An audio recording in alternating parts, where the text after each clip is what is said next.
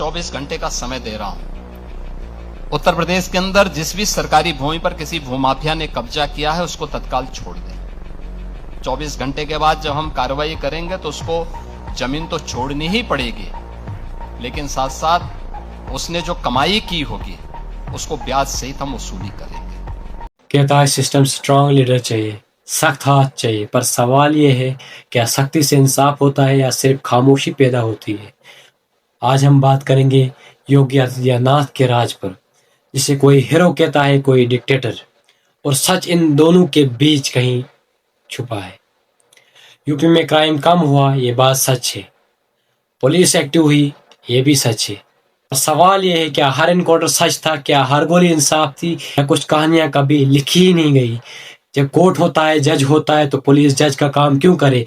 जब कानून कहता है पहले सुनो फिर फैसला, तो यहाँ पहले गोली चलती है, बाद में फाइल खुलती है और फिर आता है बिल्डोजर। घर गिरा दिए जाते हैं, सपने टूट जाते हैं, बच्चों का फ्यूचर दब जाता है सिर्फ एक ऑर्डर पर।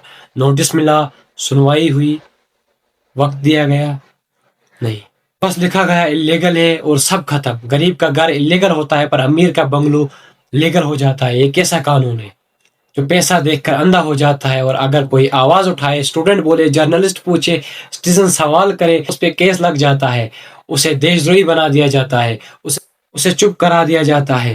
डेमोक्रेसी में सवाल ताकत होते हैं, पर यहाँ सवाल खतरा बन गए हैं। फिर बात आती है माइनॉरिटीज की, क्या सब बराबर ट्रीट होते हैं, क्या कानून सबके लिए सेम होता है। सच बोलूं, नहीं। कुछ लोगों पर एक्शन फास्ट होता है, कुछ पर कभी होता ही नहीं। ये इक्वालिटी नहीं, सेलेक्टिव जस्टिस है।